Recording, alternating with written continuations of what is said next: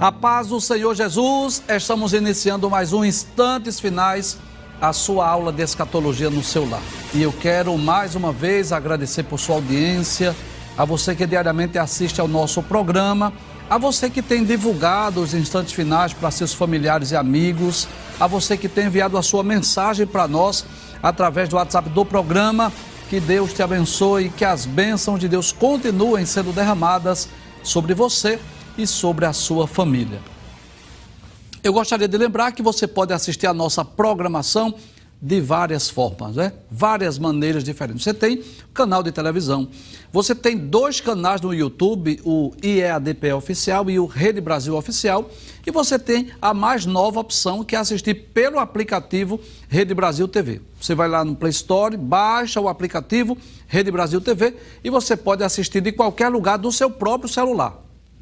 Caso você queira entrar em contato conosco, enviar a sua mensagem, a sua crítica, a sua opinião ou a sua pergunta, anote aí o número do WhatsApp do programa, é o 994661010. Se você está assistindo diariamente ao nosso programa, se você está acompanhando a sequência do assunto, você sabe que nós estamos estudando o capítulo 21 do livro do Apocalipse. Nós já estudamos os 7 primeiros versículos, os versículos 1 a 7, e hoje nós vamos estudar o versículo 8. Mas antes, vamos relembrar, vamos recapitular o que vimos? Vamos colocar logo a imagem do capítulo 21. Por gentileza, coloca aí essa imagem belíssima e maravilhosa, que mostra aí o novo céu e a nova terra, por favor. Muito bem. É claro que é uma imagem meramente ilustrativa, mas é apenas para nós termos uma ideia desta visão maravilhosa que João viu, que foi do novo céu e da nova terra. Nós já dissemos, uma das visões mais maravilhosas do livro do Apocalipse. Vamos relembrar os 7 versículos? Por favor, pode passar a tela rapidinho, porque nós já explicamos, é só para relembrar. João disse: eu vi um novo céu e uma nova terra, porque já o primeiro céu e a primeira terra passaram e o mar já não existe. Já explicamos isso aí, cremos que a terra será restaurada e nessa nova terra já não existirá o mar. Cremos na literalidade disso, o mar não existirá. No versículo 2, nós vimos que João viu não só um novo céu e uma nova terra, mas ele viu também uma cidade, a Nova Jerusalém. E João descreve aí algumas características dessa cidade. Primeiro, ele disse que a cidade é santa, porque não há pecado, não há imoralidade, não há tentação, não há nada de mal nessa cidade. Ele diz também que a cidade é nova, uma cidade que foi planejada por Deus e é uma cidade nova, que ninguém habitou nela ainda. João diz que ela descia do céu, o que nos leva a crer, não é, que ela foi criada pelo próprio Deus, é uma cidade celestial, uma cidade espiritual, não é uma cidade feita por mãos humanas. E como não havia nenhuma cidade que João pudesse comparar essa cidade, que é a Nova Jerusalém, ele disse que ela era como uma noiva, uma esposa ataviada, preparada ou adornada para o seu marido. É a forma que João descreve esta cidade. Pode passar. No versículo 3, João disse que ouviu uma voz do céu que dizia assim: eis aqui o tabernáculo de Deus com os homens. Nós já explicamos que tabernáculo é habitação, é morada. Então esta Nova Jerusalém será a morada de Deus com os homens. Olha o que o texto diz claramente: pois com eles habitará, e eles serão o seu povo, e o mesmo Deus estará com eles e será o seu Deus. Que privilégio, né? Traz a tela. Então os salvos, os justos no futuro, irão habitar nesta santa cidade, que é uma cidade nova, que é uma cidade cujo artífice e construtor é Deus.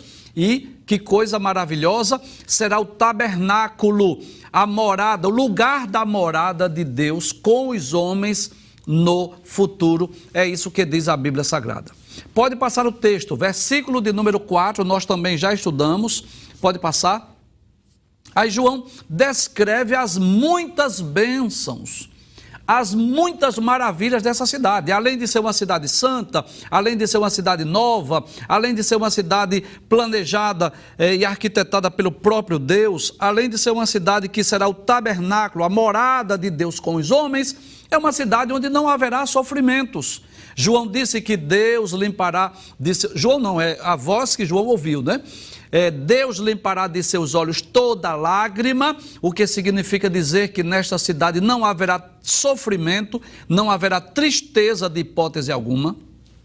Não haverá também mais a morte não mais irá ceifar as vidas das pessoas, não haverá mais pranto, não é? Aquele clamor, aquele choro, aquele pavor, não existirá mais, não haverá nem mesmo orações, ninguém lá no céu vai precisar clamar, pedir nada, absolutamente nada a Deus, não haverá mais dores, nem no corpo, nem na alma, nós estaremos em corpos gloriosos, incorruptíveis, isento de todo e qualquer sofrimento, e a palavra de Deus diz, porque já as primeiras coisas são passadas, o que significa dizer, é uma nova história, é uma nova realidade, é uma nova situação que os salvos irão desfrutar. No versículo de número 5, que nós também já estudamos, aí aquele que estava sentado no trono disse, eis que faço novas todas as coisas. Então, observe que é tudo novo. Uma nova terra, um novo céu, uma nova cidade, uma nova dimensão, uma nova realidade para os salvos, para os justos. E a voz disse, escreve. É como se Deus dissesse assim, eu quero que essas revelações não fiquem só para você, João. Eu quero que o mundo inteiro saiba disso. Eu quero que esse livro seja traduzido, seja difundido no mundo inteiro. Escreve. Mas não só por isso, João. Não é só porque eu quero que outros povos saibam. É porque estas palavras são verdadeiras e fiéis. Por que são verdadeiras? Porque não há mentira, não há fraude, não há engodo, não há engano.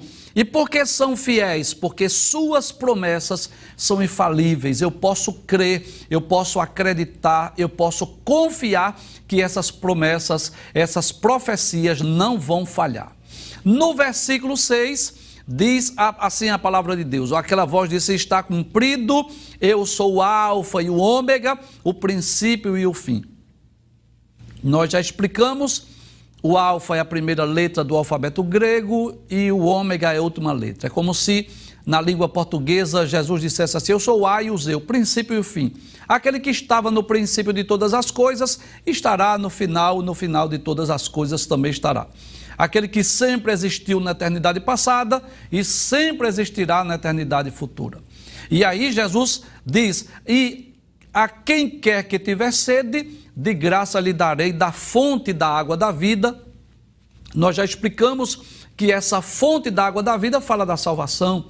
Nós até citamos aquele diálogo de Jesus com a mulher samaritana, que Jesus disse àquela mulher, qualquer que beber dessa água vai tornar a ter sede, mas aquele que beber da água que eu lhe der nunca terá sede. Então, Jesus oferece essa água viva, a água da fonte da água da vida, que diz respeito à salvação. Versículo 7, que foi o último versículo que nós estudamos, Jesus disse, quem vencer herdará todas as coisas. Quais? Novo céu, nova terra, nova Jerusalém, bênçãos reservadas para os salvos no futuro, fim da morte, fim da lágrima, fim do choro, fim do sofrimento, e além de todas essas bênçãos, aí Deus disse, eu serei o seu Deus e ele será meu filho. Pode trazer a tela? Então, se você está acompanhando a explicação do livro do Apocalipse, você lembra que eu disse no início, né, que se eu tivesse de dar um tema aos dois últimos capítulos da Bíblia, aos capítulos 21 e 22, eu colocaria esse tema, as bênçãos reservadas para os salvos no futuro. E aí nós descrevemos, né? Hoje nós só recapitulamos, só relembramos essas muitas bênçãos que estão reservadas para todos os salvos no futuro próximo. É um novo céu, é uma nova terra, é uma nova cidade, é o fim de todo o sofrimento, fim da morte, de lágrima, de dores, de angústia, de sofrimento, e o melhor de tudo é saber que os salvos irão desfrutar para sempre da presença de Deus. Hoje nós vamos estudar apenas o versículo de número 8, que é uma espécie de um alerta, é uma espécie de uma advertência, onde a palavra de Deus nos mostra claramente sobre 8 grupos de pessoas que ficarão fora do céu, ou que ficarão fora desta cidade. 8 grupos de pessoas que não irão desfrutar dessas bênçãos reservadas para os salvos no futuro.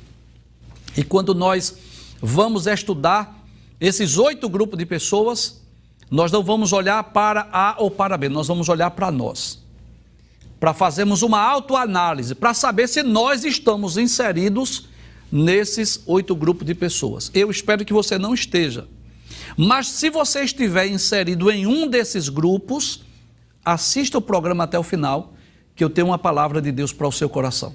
Mas primeiro nós vamos explicar os 8 grupos de pessoas que ficarão de fora do céu.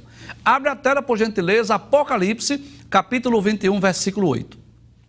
Eu vou ler todo o texto e depois eu vou explicar cada uma dessas palavras, ou desses termos, ou desses 8 grupos de pessoas. A palavra de Deus diz: mas quanto aos tímidos, e aos incrédulos, e aos abomináveis, e aos homicidas, e aos fornicadores, e aos feiticeiros, e aos idólatras, e a todos os mentirosos, a sua parte será no lago que arde com fogo e enxofre, o que é a segunda morte. Então observe que a palavra de Deus, traz a tela por gentileza, a palavra de Deus fala das bênçãos que estão reservadas para os salvos no futuro, dos privilégios que os salvos irão desfrutar de uma vida eterna, feliz e segura com Deus, com Cristo no céu, por toda a eternidade. Mas a palavra de Deus também traz uma advertência, uma palavra de alerta para que nós possamos fazer uma autoanálise, para sabermos se nós não estamos inclusos naquele grupo de pessoas que vão ficar fora do céu. Então vamos analisar cada um desses 8 grupos. Volta ao texto, por gentileza. O primeiro grupo de pessoas que vai ficar fora dessa cidade e vai sofrer eternamente lá no lago de fogo chama-se os tímidos. Mas quanto aos tímidos, traz a tela, por gentileza. Eu gostaria de deixar bem claro aí que esses tímidos aí não são pessoas que sofrem de timidez. Não são pessoas introvertidas? Claro que não, porque cada um de nós temos um temperamento, cada um de nós temos, somos diferentes uns dos outros. Existem pessoas mais extrovertidas e pessoas mais introvertidas. Existem pessoas que são tímidas, que sofrem de timidez, e não é desse grupo de pessoas que a Bíblia está falando. Esses tímidos aí falam dos covardes. Falam daqueles que abandonaram a fé.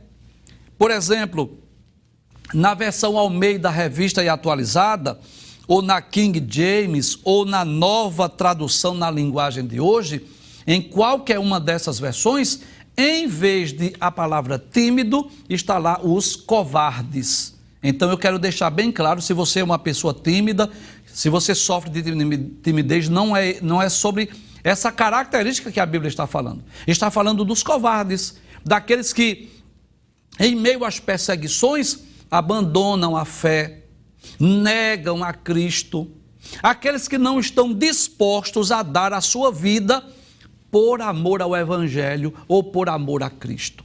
E eu quero ler alguns textos aqui para nós pensarmos neste primeiro grupo de pessoas que vai ficar fora da Nova Jerusalém, que vai ficar fora do céu.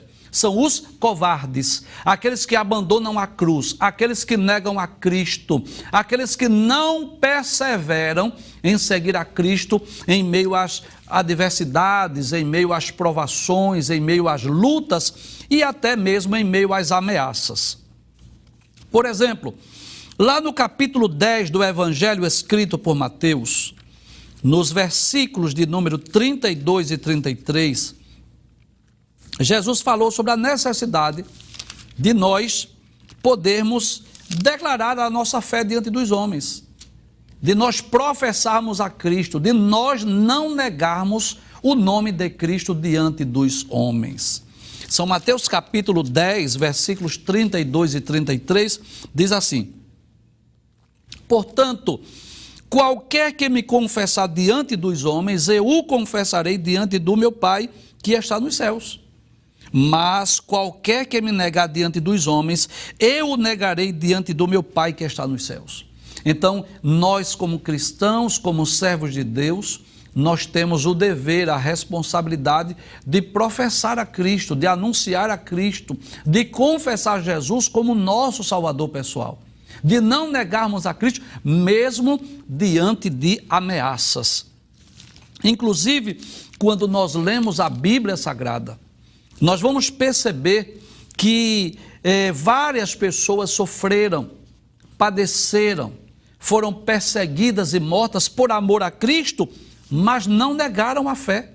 Nós poderíamos citar, por exemplo, Estevão, o primeiro mártir do cristianismo.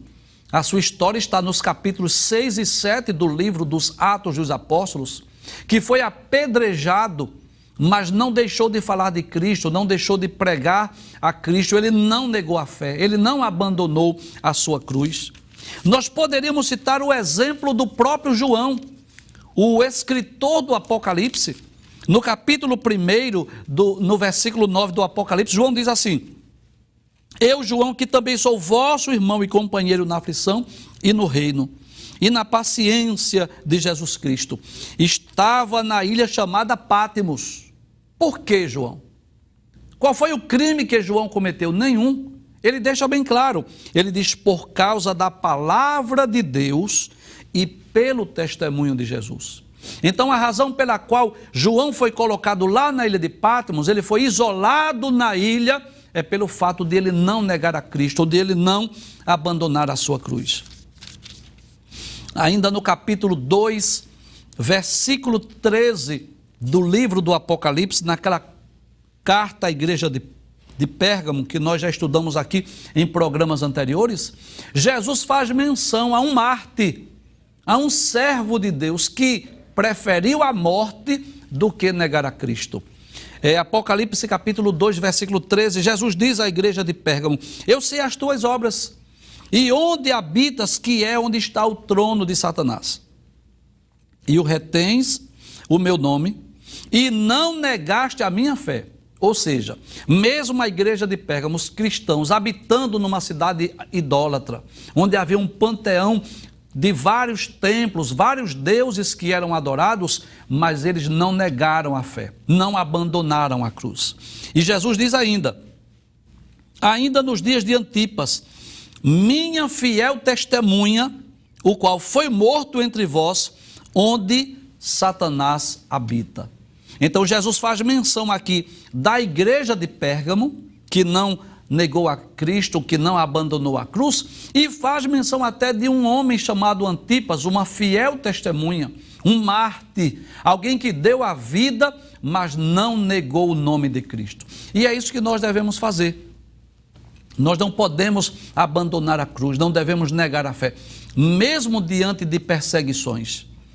Com certeza, milhares de cristãos hoje no mundo inteiro, milhares, são perseguidos e mortos por amor a Cristo, por amor ao Evangelho. Você sabe disso. É que a mídia internacional não faz questão de divulgar essas notícias, esse noticiário. Mas existe hoje no mundo milhares de pessoas que estão presas, que foram espancadas, açoitadas por amor a Cristo, por amor ao Evangelho. E muitos que foram incendiados, queimados vivos, foram mortos por amor da palavra de Deus. Inclusive no período sombrio da grande tribulação, que nós já estudamos em programas anteriores, muitos servos de Deus serão mortos, mas aqueles que perseverarem até o fim, aqueles que não negarem a Cristo, aqueles que não abandonarem a fé, aqueles que não negarem o nome de Jesus, serão salvos. Vão desfrutar das bênçãos, das maravilhas da Nova Jerusalém. Mas os tímidos, ou seja, os covardes, aqueles que negaram a Cristo, aqueles que em meio às perseguições abandonaram a fé, estes não entrarão na Nova Jerusalém. Volta ao texto, vamos para o segundo grupo de pessoas. O segundo grupo de pessoas são os incrédulos. Quanto aos tímidos e aos incrédulos. E quem são os incrédulos? São aqueles que não creem em Cristo. Pode trazer a tela. Aqueles que não creem no Evangelho, aqueles que não creem na Bíblia, aqueles que não creem na palavra de Deus. Se você ler o registro bíblico, você vai perceber isso. Que os incrédulos, aqueles que não creram nas Escrituras, na palavra de Deus, sempre sofreram as consequências. Vamos pensar em alguns textos bíblicos, em alguns registros da palavra de Deus. Vamos pensar naquela geração antediluviana, enquanto Noé estava construindo aquela arca, com certeza muita gente zombou, muita gente criticou, ridicularizou, e muitas pessoas perguntaram, quem já viu dilúvio? Ninguém nunca ouviu falar sobre isso. E o que foi que aconteceu com os incrédulos? Não entraram na arca. E se não entraram na arca, não foram poupados, foram mortos naquele dilúvio. Vamos pensar lá na destruição de Sodoma e Gomorra, onde Deus mandou 2 seres angelicais, e aqueles anjos, prestes a destruir aquela cidade, perguntaram a Ló, tens mais alguém aqui? Teus filhos, tuas filhas, teus genros, tuas noras, quem mais estão aqui? E Ló foi falar com os 2 rapazes, que estavam para casar com as suas filhas, seus futuros genros, mas eles tiveram por zombador, eles não creram, e o que foi que aconteceu com eles? Eles pereceram. E hoje não é diferente, nós pregamos o Evangelho, nós anunciamos as boas novas de salvação, nós anunciamos que Cristo morreu por nós e voltará para vir nos buscar, para nos levar para o céu, e muita gente critica, muita gente ridiculariza, muitas pessoas não creem na mensagem do Evangelho, e o que vai acontecer com aqueles que são incrédulos? Simplesmente ficarão de fora do céu.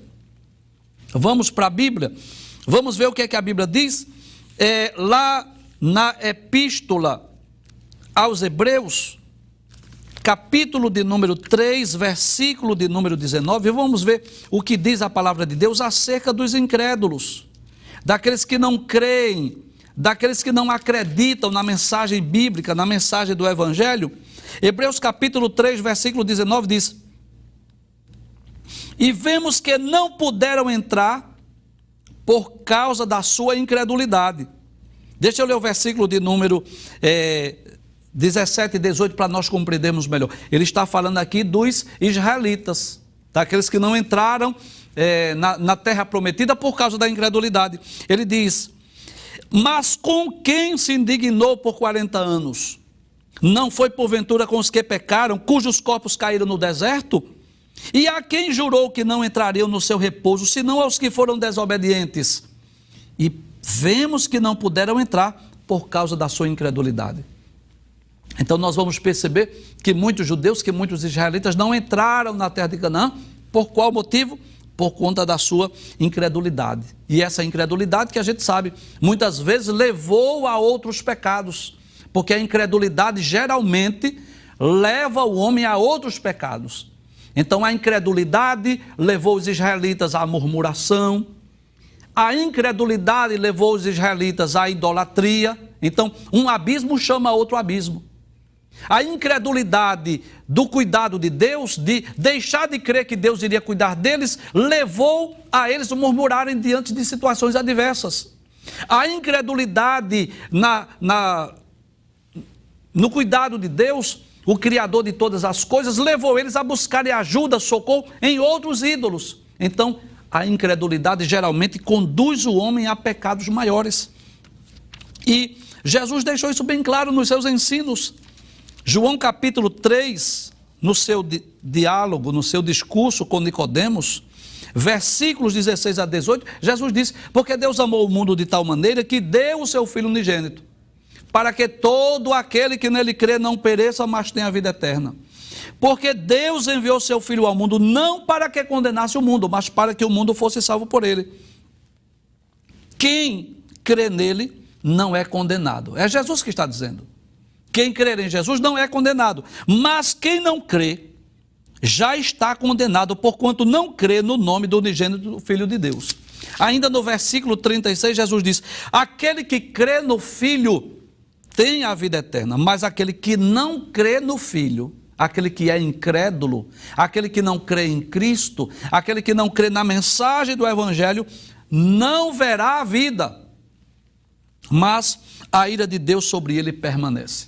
Então, o segundo grupo de pessoas que ficará de fora dos céus, ficará de fora da Nova Jerusalém, são os incrédulos. Aqueles que não crê na mensagem da Bíblia, aqueles que não crê na mensagem do Evangelho. Vamos ao terceiro grupo de pessoas, pode voltar à tela.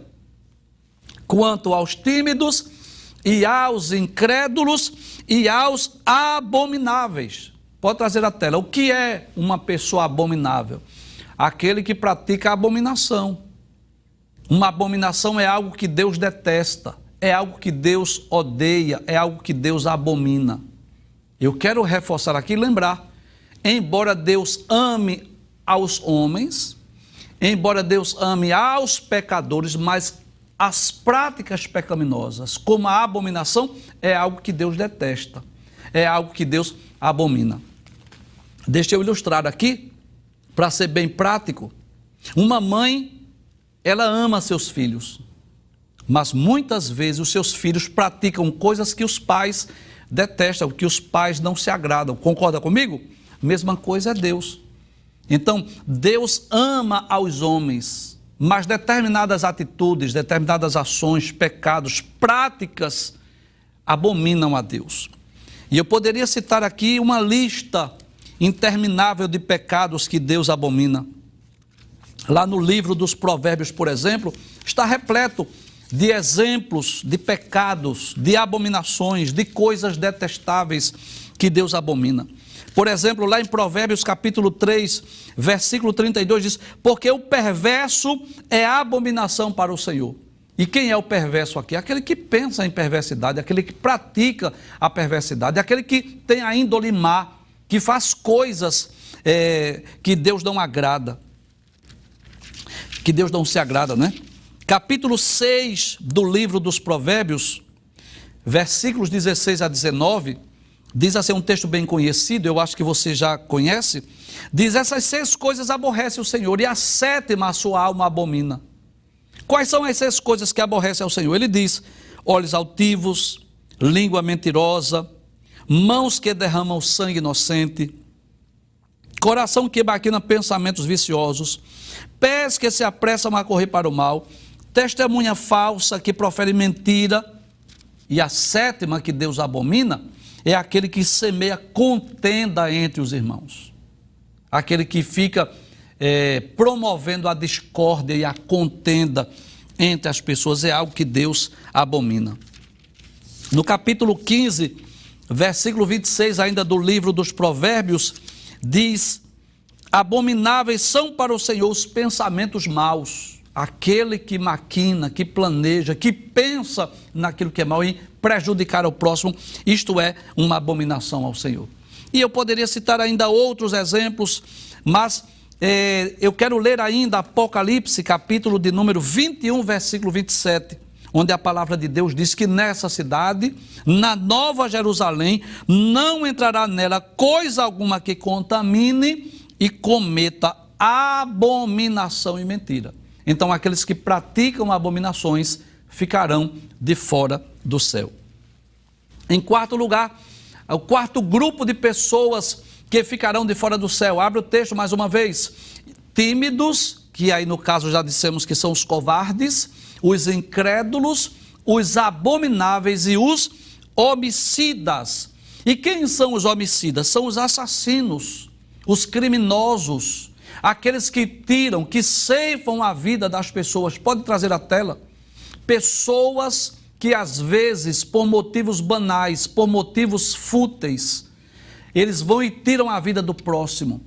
Quantas pessoas têm sido mortas, têm sido assassinadas nessa sociedade que vivemos por pessoas más, de índole má, que sentem prazer em tirar a vida do próximo.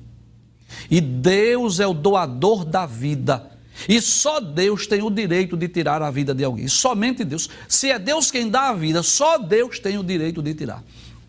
Inclusive, este é um dos mandamentos. Lá no livro do Êxodo, capítulo de número 20, versículo de número 13, o sexto mandamento diz isso: não matarás. E a Bíblia deixa bem claro, nesse texto que lemos há pouco, capítulo de número 22, versículo 15, que os assassinos, os homicidas, também ficarão de fora do céu. Ficarão de fora os cães, os feiticeiros, os que se prostituem e os homicidas. Então os assassinos, se não se arrependerem, claro, ficarão de fora do céu. Em quinto lugar, volta ao texto mais uma vez, o quinto grupo de pessoas: tímidos, incrédulos, abomináveis, homicidas e aos fornicadores. Quem são os fornicadores? São aqueles que praticam impureza, imoralidade sexual. E existe uma lista interminável de pecados, de práticas de impurezas sexuais. Pode trazer a tela. Aí está inclusa a prostituição, o adultério, a pedofilia, a zoofilia, a necrofilia, o incesto, a prática sexual entre pessoas do mesmo sexo. A Bíblia deixa isso bem claro. Deus condena, Deus abomina. São práticas sexuais que está fora do projeto, está fora do modelo, está fora do padrão. E eu quero ler a Bíblia Sagrada. Vamos ver o que é que a própria palavra de Deus nos diz. Lá no livro de Levítico, capítulo de número 18, versículos de número 6... ao versículo de número 24, tem uma lista interminável de abominações, de práticas sexuais ilícitas que são condenáveis na palavra de Deus. Por exemplo, o capítulo 18, versículo 6: nenhum homem se achegará a qualquer parenta da sua carne para descobrir a sua nudez. Eu sou o Senhor.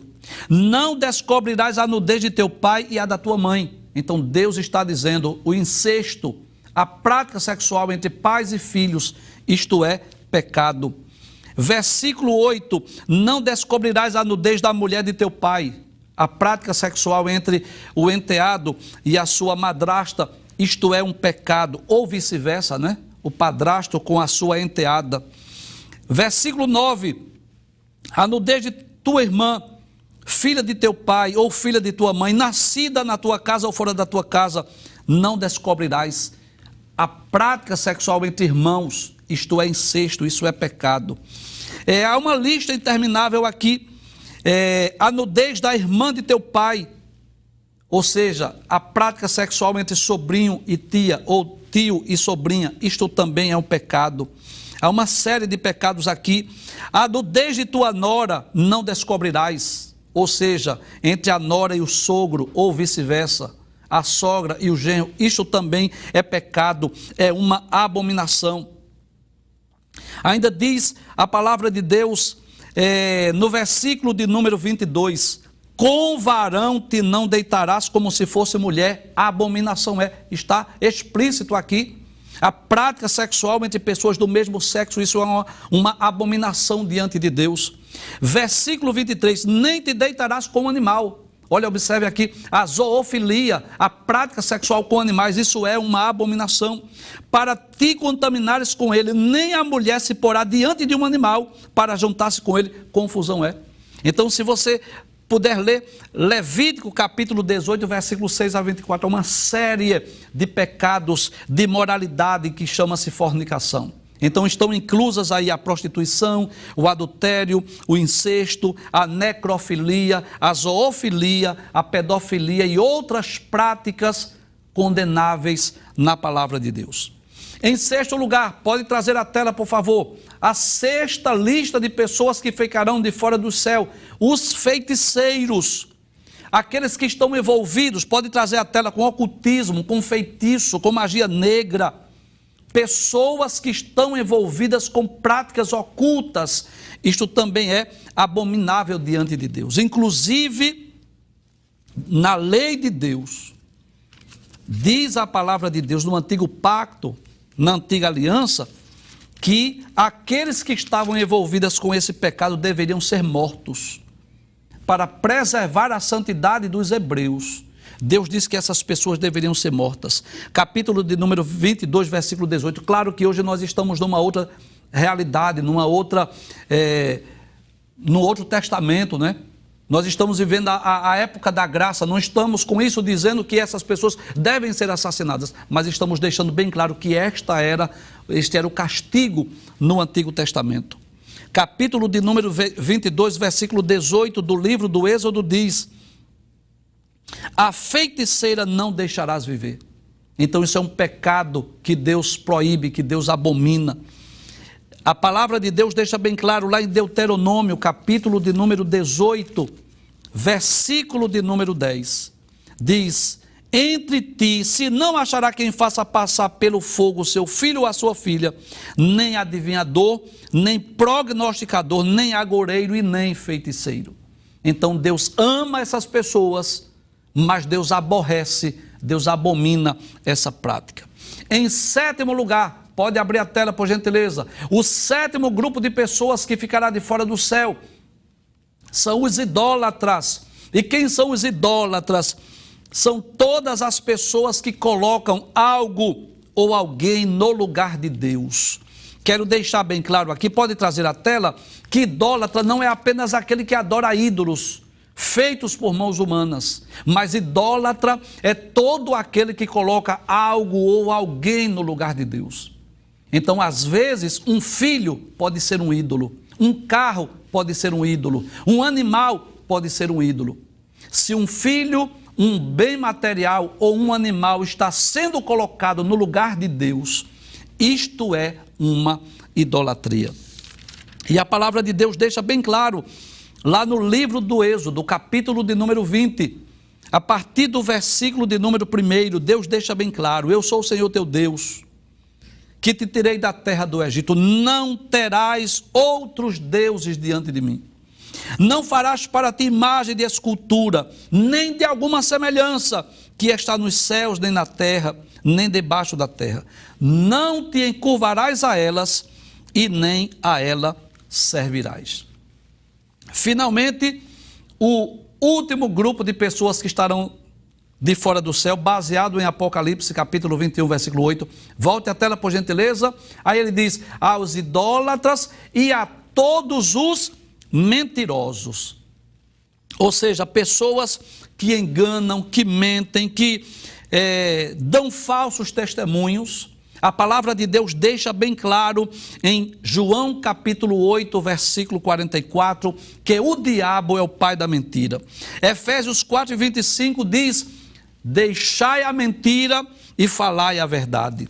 Lá em Apocalipse, capítulo de número 21, versículo de número 27, a Bíblia deixa bem claro que os mentirosos ficarão de fora do céu, e não entrará nela coisa alguma que contamine e cometa abominação e mentira.